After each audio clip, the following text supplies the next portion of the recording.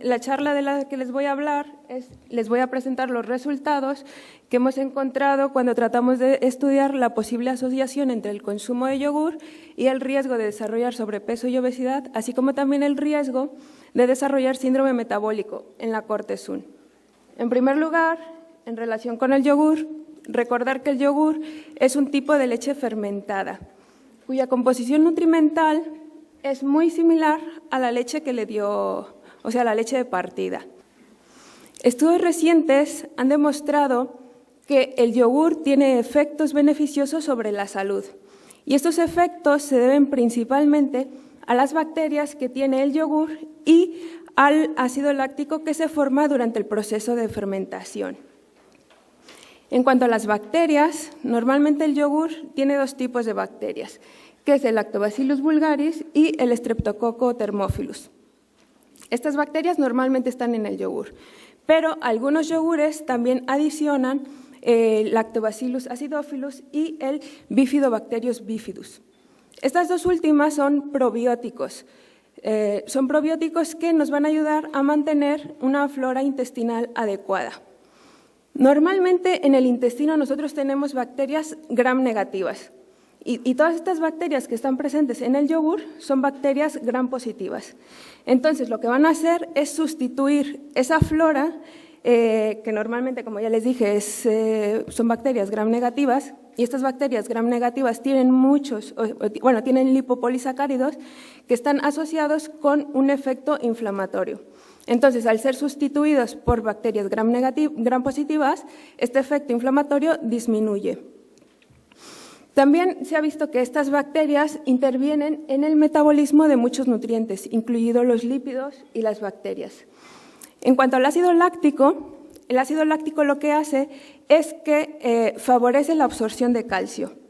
Y cuando el calcio se absorbe de mejor manera, hace que los lípidos no se absorban en gran cantidad y que se eliminen por las heces.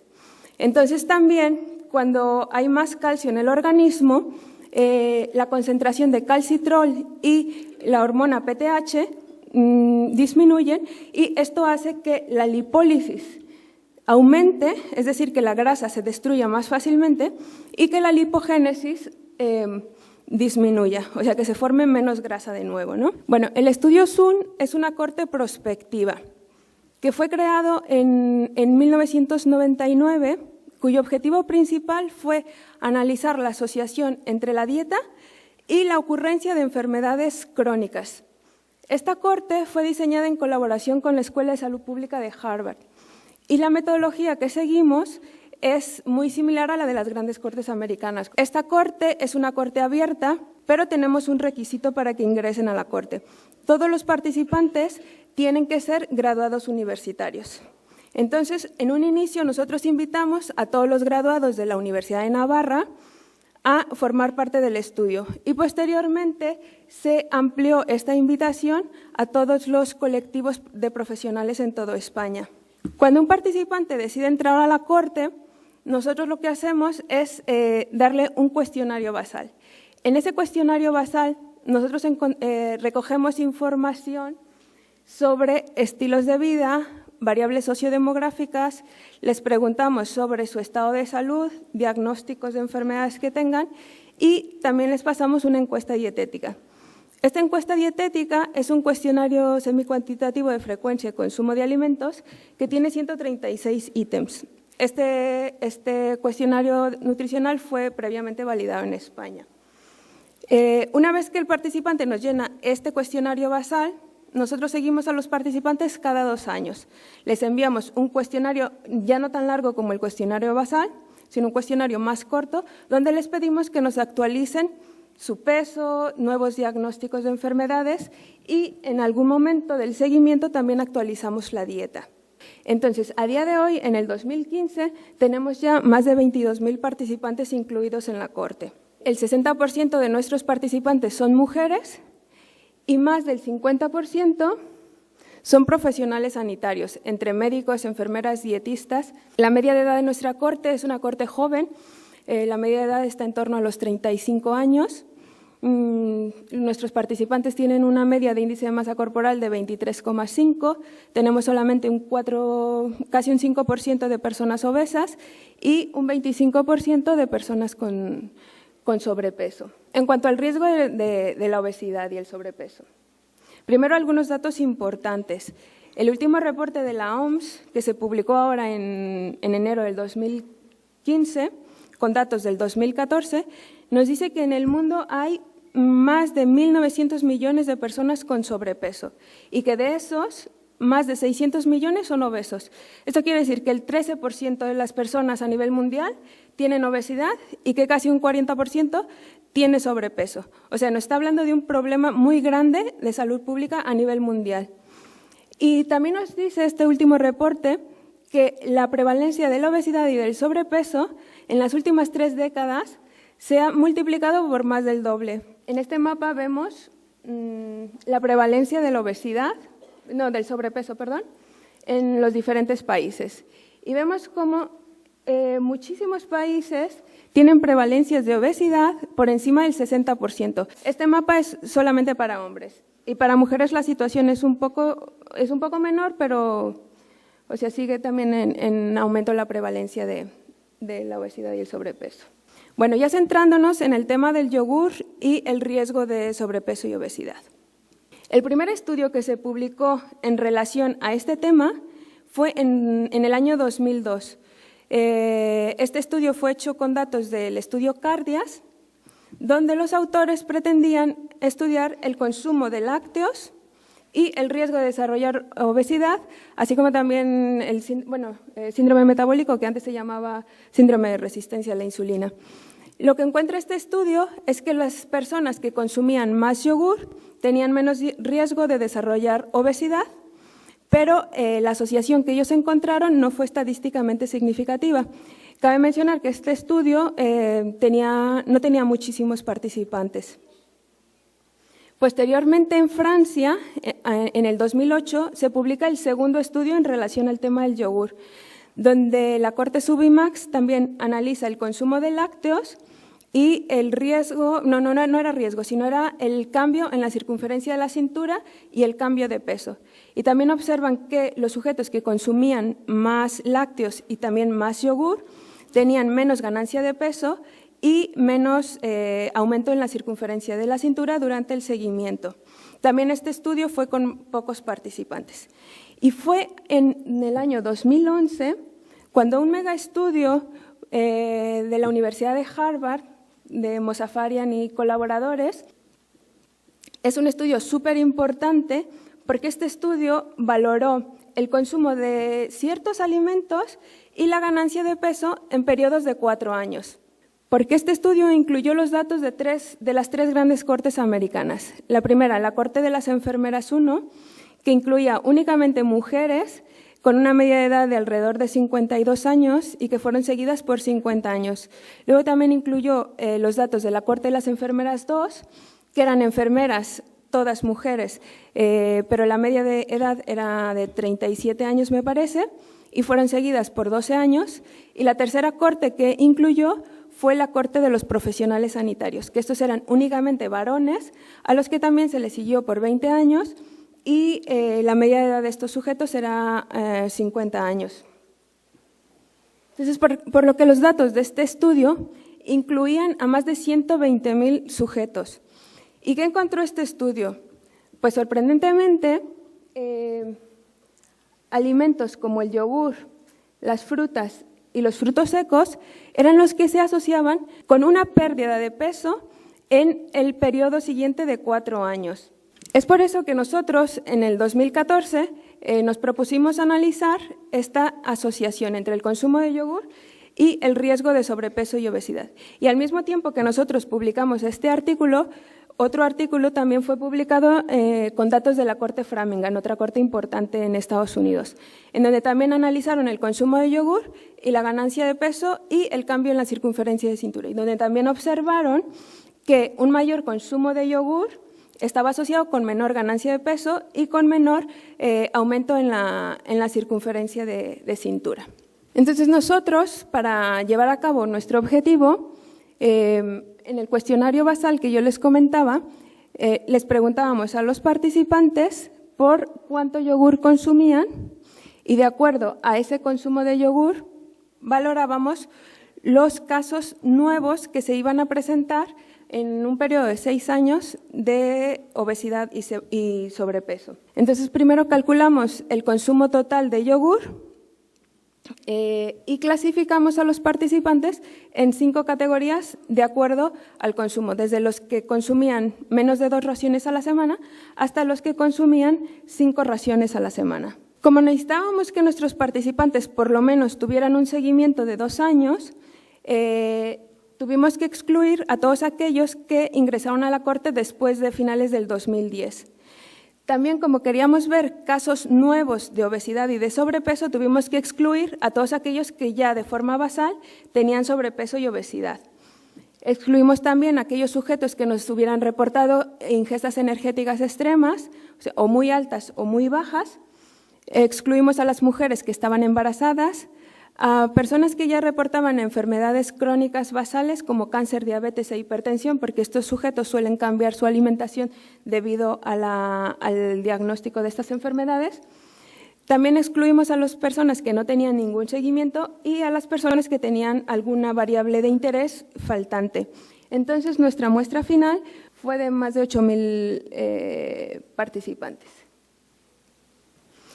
En esta tabla vemos las características basales de los sujetos de acuerdo a las categorías de consumo de yogur. Y podemos ver que en la categoría de mayor consumo eran en su mayoría mujeres. Eran personas con una proporción de fumadores más baja, eran físicamente más activas, o sea, más activos, el consumo energético era mayor en este caso y consumían más hidratos de carbono y más proteínas, pero menos grasas. Pero también consumían más fruta. Esto en comparación con los que menos consumían yogur. Entonces, durante los 6 años de seguimiento, nosotros encontramos 1.860 casos nuevos de obesidad. Como pueden ver aquí, no importaba el tipo de yogur que se consumiera, la prevalencia de la obesidad era la misma, la incidencia de la obesidad era la misma, pero sí que variaba, sí que la incidencia cambió en cuanto a los que consumían más yogur, tenían menos incidencia de desarrollar sobrepeso y obesidad. En esta gráfica podemos ver las hazard ratio para el riesgo de desarrollar sobrepeso y obesidad en las 5 categorías de consumo de yogur y en los diferentes tipos de yogur. En el color más oscuro tenemos al yogur total, luego en azul tenemos al yogur entero y en violeta al yogur desnatado. Estas son las hazard ratio ajustadas y las ajustamos por todas estas variables de confusión que ven aquí abajo. O sea, nosotros lo que intentábamos con este modelo multivariable es que todos nuestros sujetos fueran iguales en todas las características y que solamente se diferenciaban en la cantidad de yogur que consumían. Y esto nos permitiría ver que el efecto que observáramos se debiera únicamente al consumo de yogur. Entonces, aquí vemos únicamente los resultados para el yogur total. Y observamos que los sujetos que consumían un yogur al día tenían aproximadamente un 15% menos de desarrollar sobrepeso y obesidad en comparación con los sujetos que consumían menos de 2 raciones a la semana. Y si este consumo era aún mayor, o sea, más de 7 raciones a la semana, esta disminución en el riesgo aumentaba hasta más de un 20%. Esto es para yogur total. Luego, para yogur entero, observamos que un consumo a partir de 5 raciones a la semana, o sea, de entre 5 y 7 raciones a la semana, la disminución del riesgo estaba entre un 20 y un 25%. Y si este consumo era todavía mayor de un yogur al día, esta disminución en el riesgo era de casi un 40%. En cuanto al yogur desnatado, nosotros encontramos una tendencia protectora, pero que no alcanzó la significación estadística, porque ya ven que su intervalo de confianza incluía el nulo, pero sí que había una tendencia protectora en cuanto al yogur desnatado. En un análisis secundario, nosotros no queríamos asumir que la relación entre el consumo de yogur y el riesgo de sobrepeso y obesidad era lineal. Y lo que observamos fue que un consumo de yogur entre 7 y aproximadamente 15 raciones a la semana, entre 1 y 2 raciones al día, estaban asociados con un menor riesgo de desarrollar sobrepeso y obesidad. Posteriormente, nosotros llevamos a cabo un análisis estratificado porque queríamos ver si el consumo, si este efecto protector era el mismo en personas que consumían, o que tenían un consumo elevado de frutas y un consumo bajo en frutas. Y lo que observamos fue esto. En verde podemos ver las hazard ratio ajustadas para los que tenían un consumo elevado de frutas y en rojo las hazard ratio para los que tenían un consumo bajo en frutas. Y vemos que los que tenían un consumo elevado de frutas y tenían un consumo elevado de yogur de 7 o más de 7 raciones al día, a la semana, tenían un 25%, un 30% menos de riesgo de desarrollar sobrepeso y obesidad. Ahora vamos a ver el mismo análisis, pero analizando ahora el riesgo de síndrome metabólico. El síndrome metabólico es un término que se está utilizando para describir un conjunto de anormalidades metabólicas que lo que nos hacen es aumentar el riesgo de desarrollar enfermedad cardiovascular y diabetes. Estas anormalidades metabólicas son estas 5 que vemos en la diapositiva, que son alteraciones en el metabolismo de la glucosa, HDL colesterol bajo, triglicéridos altos, tensión arterial elevada y obesidad central. Un aspecto súper importante es que también el síndrome metabólico, al igual que la obesidad, en los últimos años se ha incrementado. En España no llega a las proporciones de aquí de México de uno de cada 2, pero tenemos proporciones del 20% de la población con síndrome metabólico. El aumento en el síndrome metabólico se debe principalmente al aumento en la prevalencia de la obesidad y a los hábitos, a los estilos de vida sedentarios. Entonces aquí nosotros decidimos dar 6 años mínimo, tenían que estar seguidos los participantes por 6 años. Entonces, tuvimos que excluir a todos los participantes que hubieran ingresado a la Corte después del 2006. También, para evitar el sesgo de causalidad inversa, excluimos a todos los participantes que ya de forma basal presentaban un criterio para síndrome metabólico. Y volvimos a excluir a aquellos participantes que nos hubieran reportado ingestas energéticas extremas, los que no tuvieran ningún seguimiento o los que no nos hubieran contestado el cuestionario a los 6 años de seguimiento, porque justo en este cuestionario es donde les preguntábamos acerca de todos los criterios de síndrome metabólico. Entonces, de la misma manera que en el estudio anterior, valoramos el consumo de yogur basal y los casos nuevos de síndrome metabólico a los 6 años. Y ahora lo que hicimos fue clasificar a los participantes solo en 3 categorías, porque solamente encontramos 306 casos nuevos de síndrome metabólico. Entonces, para darle más potencia a nuestro estudio, hicimos menos categorías, donde la categoría de menor consumo fue nuestra categoría de referencia. En el 6º cuestionario, al 6º año de seguimiento, en el cuestionario que se le envió a los participantes, se les preguntaba por cada uno de los criterios de síndrome metabólico.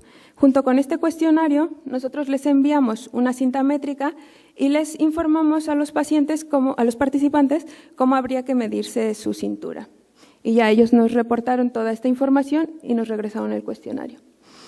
Previo al estudio del yogur, tuvimos que validar el diagnóstico de síndrome metabólico y cada uno de sus componentes. En esta tabla vemos las características basales de los participantes de acuerdo a las 3 categorías de consumo de yogur. Y volvemos a observar que la categoría de mayor consumo eran en su mayoría mujeres. También la proporción de fumadores era menor, eran también físicamente más activas, el consumo energético era mayor en esta categoría también. Todo esto en comparación con la categoría de menor consumo. Entonces vemos que las incidencias De acuerdo al tipo de yogur, tampoco es que variaran mucho, pero sí los participantes que consumían más yogur tenían menos incidencia de síndrome metabólico. Aquí en esta gráfica volvemos a ver las hazard ratio ahora por categoría de consumo y por tipo de yogur para desarrollar síndrome metabólico. Estas hazard ratio también son ajustadas por todos estos factores de confusión por las mismas razones. Y lo que observamos fue lo siguiente. En cuanto a yogur total, observamos que la estimación puntual sí que fue protectora, aunque no se alcanza la significación estadística, pero sí vemos una tendencia protectora. En cuanto al yogur entero, tampoco observamos una asociación estadísticamente significativa. Y en cuanto al yogur desnatado, por muy poco alcanzamos la significación estadística, con una disminución en el riesgo de casi un 40%. También en este mismo estudio analizamos el riesgo de desarrollar cada uno de los 5 componentes del síndrome metabólico. Y lo que observamos fue esto. En esta tabla vemos, por tipo de yogur, los 5 criterios componentes de síndrome metabólico. Y estas hazard ratio que están aquí son de la categoría de mayor consumo en comparación con la categoría de menor consumo. Y lo que observamos fue que el consumo de yogur total y el consumo de yogur entero estaba asociado con un 15% menos de riesgo de desarrollar obesidad central. Si ven, todos los criterios tienen tendencia protectora, aunque ninguno de ellos se alcanza la significación estadística. Aquí también estratificamos a nuestra muestra de acuerdo al consumo de frutas. Y lo que observamos fue esto. En verde otra vez tenemos aquellos participantes que tenían un consumo de frutas elevado y en rojo tenemos a los participantes que tenían un consumo de frutas bajo. Y observamos también una tendencia protectora en aquellos participantes con alto consumo de frutas y alto consumo de yogur.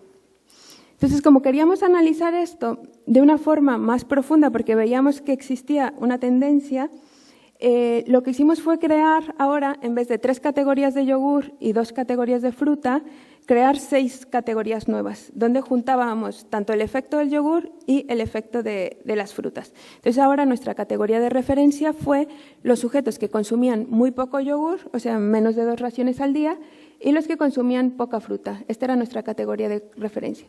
Y comparamos a los siguientes 5 grupos. Y lo que observamos aquí fue que los sujetos que consumían más yogur, o sea, 7 o más raciones a la semana, y tenían un alto consumo de frutas, tenían un 40% menos de riesgo de desarrollar síndrome metabólico, y esta asociación, como ven aquí, sí que fue estadísticamente significativa. Entonces, como conclusiones, podemos decir que el consumo de yogur parece que juega un papel muy importante en la prevención del sobrepeso y la obesidad, que esta prevención es más aparente cuando el consumo de yogur se acompaña de un consumo adecuado de frutas. Y en cuanto al síndrome metabólico, podemos concluir lo mismo, que el consumo de yogur elevado, o sea, 7 o más raciones a la semana, junto con un consumo de frutas adecuado, se asocia con un menor riesgo de desarrollar síndrome metabólico.